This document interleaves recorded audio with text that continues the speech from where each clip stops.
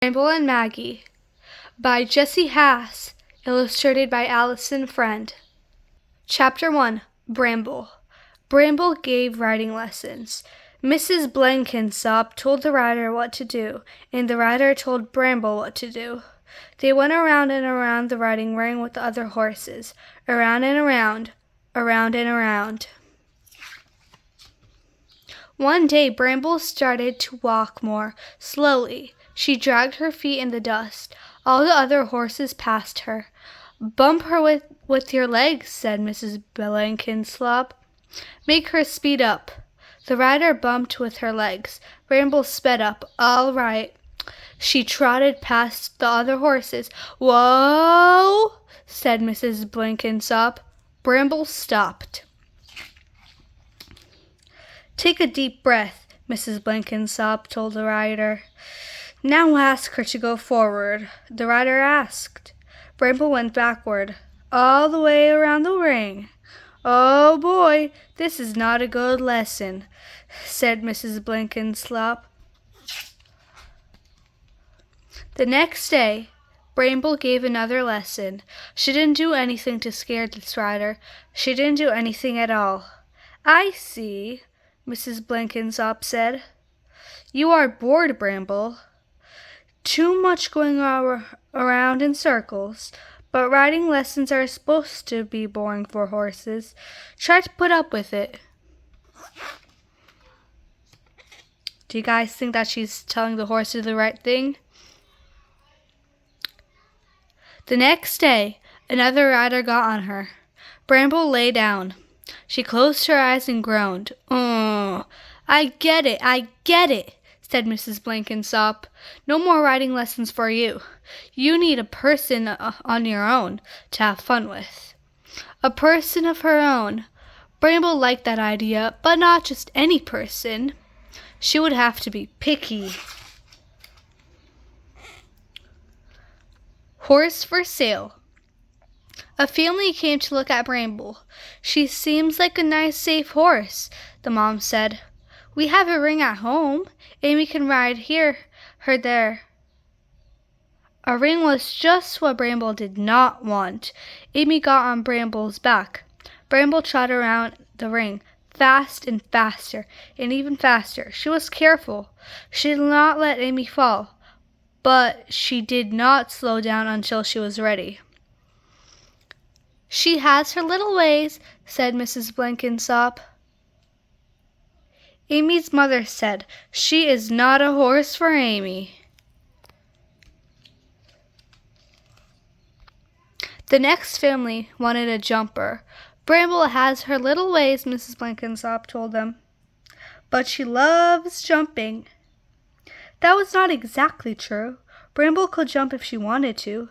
She did not jump very often. The boy got on Bramble's back. Bramble walked to a jump. She pushed it over with her nose. Bramble is not the horse for free. Horse for free. Chapter 2. Maggie. "Did you see that sign?" Maggie asked. "Yes," Mom asked. "I was hoping that you didn't. You always say horses cost too much, but this horse is free." Dad said, "Lots of horses need good homes these days." He turned the car around. "But you can't ride it today," Mom said. "You don't have your helmet and boots." "Yes, I do," Maggie said. "I take them everywhere, just in case." Mrs. Blenkinsop said, "I am thrilled that you want to take a look at Bramble. Come with me to meet her." What do you guys think? Do you think she's going to take the horse? Mom whispered, "Maybe this horse is free because there is something wrong with it. Don't fall in love too quickly, Maggie." "That could be a problem," Dad said. "Maggie is in love with all horses." That was true. But Maggie had her big horse book with her. She took it everywhere, too. Quickly she opened it.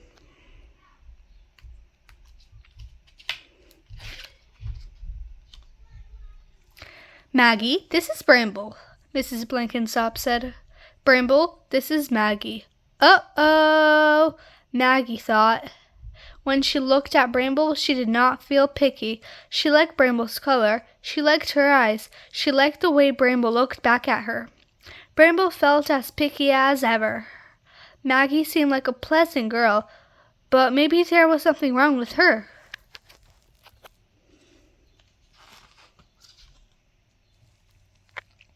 Maggie got into the saddle. She rode Bramble around the ring and around again. Bramble started to go faster, too fast. Sorry, Maggie said. My mistake. I didn't mean for you to go that fast. She tightened the reins, asking Bramble to go slower. Bramble went slower. So slow, she almost stopped. Oops, Maggie said. I didn't mean that slow. She squeezed with her legs, asking for Bramble to go faster. I am making a lot of mistakes, Maggie thought, but she's very nice about it. Bramble turned her head. She looked hard at Maggie. Then she went around the ring again. Not too fast, not too slow. Whoa, Maggie said. I finally got it right. Bramble tossed her head and snorted. We got it right. Could I keep her outside? Maggie asked Mrs. Blenkinsop. I don't have a ring at home. Go ahead, said Mrs. Blenkinsop. Maggie rode up and down the long driveway. Bramble put her ears forward. She had a bounce in her step. You like this better, right? Don't you? Maggie said. Me too. Do you want to come live with me, Bramble? Bramble turned her head. She looked at Maggie very gently. She bit the toe of Maggie's boot. Is that a yes? Maggie asked. I hope it's a yes. We will explore. I will show you the ocean, Bramble, and I will take good care of you. I hope I don't make too many mistakes. Maggie got off. Bramble is the horse for me, she said. Remember, Mrs. Blenkinsop said. She has her little ways. Don't fall in love with the first horse you see, Mom said. It says so right here. Maggie took the book. Bramble nudged it out of her hands. It fell open on the ground. Sometimes the first horse is the perfect horse.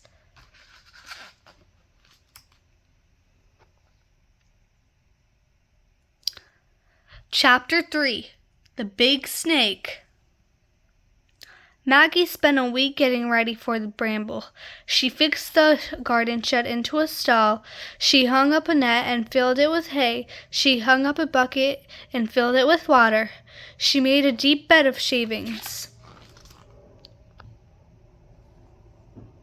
When Bramble came, Maggie put her into her new stall. I will leave you to get used to it, she said. That is what the book says. The stall was square and clean. Bramble was used to it in 2 seconds. She tasted the hay. Perfectly acceptable. She tasted the water, sweet and clean. But outside, she saw blue sky. She smelled grass, green grass, juicy grass, delicious grass. Bramble whined. Maggie ran back. Are you used to your stall already? I will show you the garden and the yard. Maggie showed Bramble the lawn first. It was delicious. Now come to see the backyard. She led Bramble around the house. Bramble saw a dark shape. She stopped. She stared. I know horses see differently from people, Maggie said. But a bush is a bush, no matter how you look at it. You are not afraid of a bush. Bramble sniffed. She tasted. Of course she was not afraid of the bush. In the backyard, a strange animal was eating the lawn. It was taller than Bramble. It had long, thin legs. Bramble raised her head to see better. She lowered her head to see better. That is only a swing set, Maggie said. See, I'm not afraid. She slapped the swing set. It sounded like metal. Bramble did not know what a swing set was, but it was not an animal. It would probably not jump at her. "Brave Bramble," Maggie said. "Come on." Then Bramble saw it. A snake. A big snake.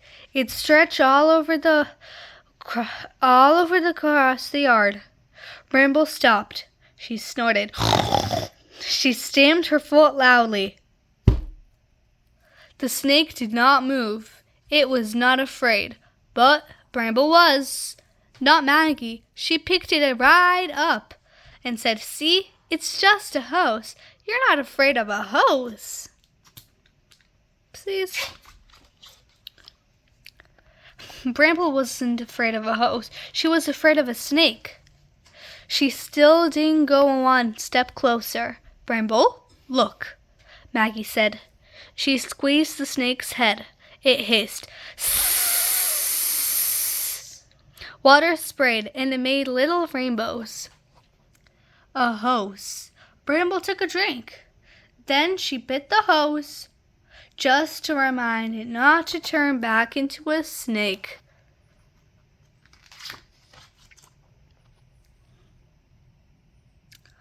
Chapter 4. Good night. Maggie stayed with Bramble all day. She brushed Bramble and braided her mane. She leaned onto the stall door and watched Bramble nap. When it got dark, Maggie went inside to eat supper. After supper, she came back out to watch Bramble eat her supper. Before bedtime, Maggie gave Bramble more hay and kissed her on the nose. "Good night, Bramble," Maggie said. "See you in the morning." Maggie could not sleep. She laid in her bed wide awake. She thought, "I have a horse." Then she thought, "Did I fill her water bucket?" Yes. "Did I fill her hay net?" Yes. "Is her bed nice and comfortable?"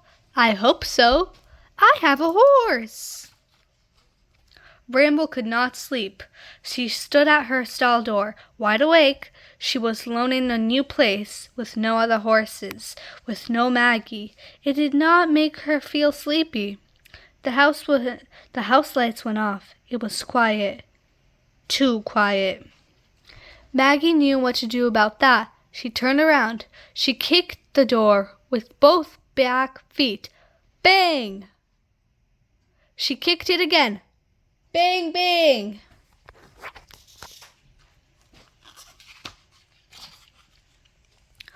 Lights went on in the house. Maggie came running. "Bramble, what's wrong?" Maggie said. Nothing was wrong. Bramble let Maggie pet her. She munched on some hay. "Good night, Bramble," Maggie said. She walked away. Bang, bang, bang! "Bramble," Maggie said. What's wrong? Are you sick?" Maggie looked through her book. "You're not kicking your belly. You're not rolling. You aren't eating." Then she read, "Horses are herd animals. They like to be with other horses." "Maybe you're just lonely," she thought. Maggie told Bramble a story. She sang a song. "Now can we go to sleep?" Maggie asked. She turned to go. Bang, bangity, bang! "Bramble, just wait," Maggie said. She ran into the house. She got her sleeping bag. She got her pillow. She curled up outside Bramble's door. "Good night." Bramble felt like sleeping. She closed her eyes. "I have a horse," Maggie thought. "And she has me." That's all for today. Bye. Ah!